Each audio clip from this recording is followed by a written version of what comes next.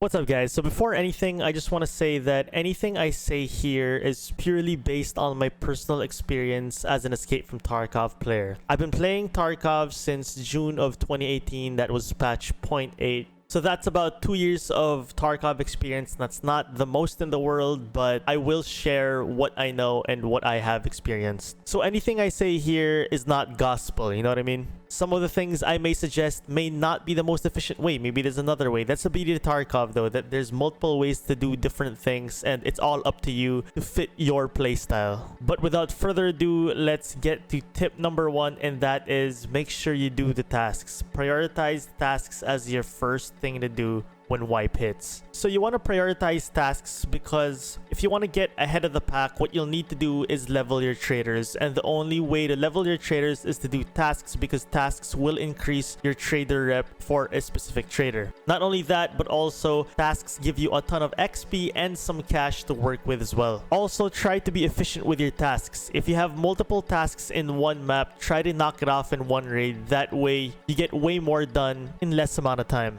Tip number 2, make sure you save important items, especially items you need for tasks. There are a handful of quests in this game that can hold you down and be an awkward choke point for you to stop you from leveling. Most of these quests are quests where you need a certain item, especially found in raid items that you haven't done yet in the past, so you're struggling to find them in raid currently. A quick example of this early game is Skier's first task called Supplier, where you need 5 3M body armor. And 3M can only be found from scavs. You can't buy that, so you'll need to find it in raid off of scavs, and this is usually a quest that holds people down. So for quests like these, straight off the bat, as you're hitting up your first raids in the wipe, once wipe hits, already preemptly collect items like 3M armor, found in raid morphine for therapist's quest later on, and any other item that you feel you might need to progress through the game. In the description of this video, I'll be linking you guys the link to this image right here, which shows you all the items you need for quests. Anything marked in green must be found in raid, so this is a super useful little image to really give you an overview of what you might need. Also, this is straight off the Tarkov wiki website, and they always update this image as changes are made, so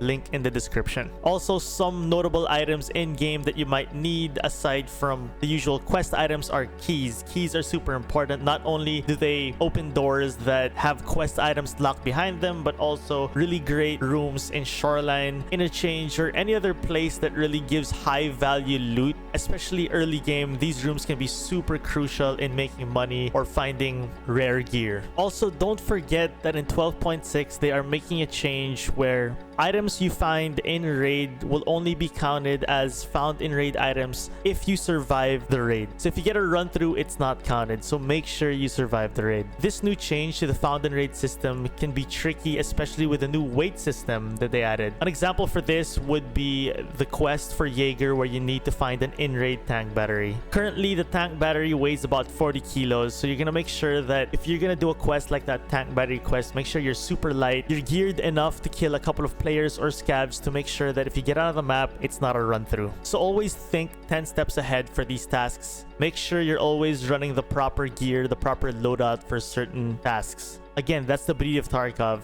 You really have to adjust your playstyle and your loadouts depending on what your goal is per raid. One more additional note for this tip: make sure you take advantage of your secure container. The secure container is going to be a huge factor as you're collecting these items. A chunk of your progress in early wipe will really depend on how prepared you are for future tasks. So collecting quest items in advance is super important. In terms of looting priority, I do believe quest items are the most important item, since these items help you progress through the game. In my opinion, the limited slots of your secure container should always contain quest items. You'll thank yourself in the future. So as you're doing your tasks and saving important items to do your tasks, I now move on to tip number 3.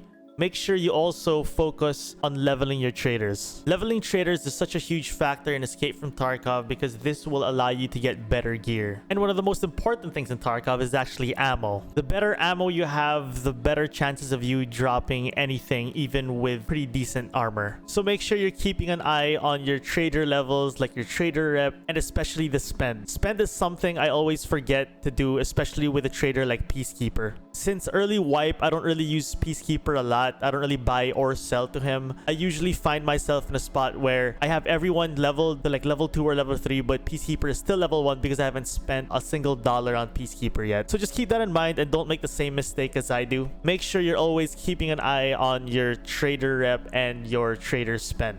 And if you guys didn't know this already, a quick way to level your spend is to buy and sell the same item from a single trader. Example would be, let's say, buying the Beretta from Peacekeeper and selling it right back to him. So if I buy the Beretta from Peacekeeper for $107 and sell it right back to him for $62, that is a total of $169. So if you do this over and over again, it'll add up to your spend value for your specific trader. So as we're talking about leveling traders and unlocking all the better items as you level traders, now we move to tip number 4, know your ammo. And to help you with this, I will be linking you guys this ammo chart right here that I'll be leaving in the description. Every Tarkov player needs this, whether you're a new player or experienced. The ammo chart is the Bible of Tarkov. This chart right here is constantly updated as changes are made. So always refer to this because this chart will allow you to know what your loadout will be like and what your playstyle will be like. So let's say you found a couple of boxes of Keter ammo that you found in raid and you're not sure what it does. You check the ammo chart and it'll show you that, oh, this bullet has a lot of flesh damage. Now you know that once you enter a raid with this loadout and you see someone with decent armor, you know that your ammo is flesh hitting, so you're gonna avoid hitting his armor and go for his flesh, like his legs or his arms or his head. So know your ammo. This game is all about bullets anyway. You can run a stock gun but with the best bullets and it'll drop anything. Moving on to tip number 5, get to level 10 as quick as possible to unlock the flea market. Do note that in 12.6, one of the biggest changes is the flea market change, where you can only sell in-raid items in the flea market. This will definitely change the economy of the game from its previous state. We don't really know what the change will be like, but we all gotta play it by ear. Nonetheless, the flea market is such an essential part of progressing through the game. It gives you the ability to grab gear or items that you might need that you don't have yet because your traders aren't a high enough level yet. So this is super essential for getting bullets that you might need or even quest items. Also, the flea market is a great way to make some early game cash, so make sure you get that flea market unlocked as soon as you can. And the last tip for this video, but definitely not the least, is to take full advantage of your hideout. One of the most important features of the hideout is that you gotta remember, when you craft an item in your hideout, that is considered a found in raid item. A quick example of this is a nutrition unit level 2. You can craft Wilston cigarettes. So you can craft these Wilstons in your hideout. It will be considered found in raid. That way you can turn them into mechanic for the quest Bad Habit, where you gotta give him a certain amount of packs of cigarettes. So take full advantage of this feature. Go through your hideout, check what you can craft to speed up your task progression. I would also suggest prioritizing the med station in your hideout in early game. The med station will not only help you recover health over time passively, but also crafts like the Saliwa craft is gonna be super essential. Using something like a Saliwa kit in raid versus your opponent who's probably using the AI2 plus bandage combo is such a huge deal. In a crucial 1v1 fight where you and your opponent are both healing, the person with a Saliwa kit might actually have a better chance of surviving because he's more efficient with healing. So get your med station up, craft meds. Also, crafting meds allow you to save money from not buying meds. And the current crafting recipe for something like a Saliwa kit is so simple. You'll find these items in raid almost every time. So after prioritizing crafting found in raid items in your hideout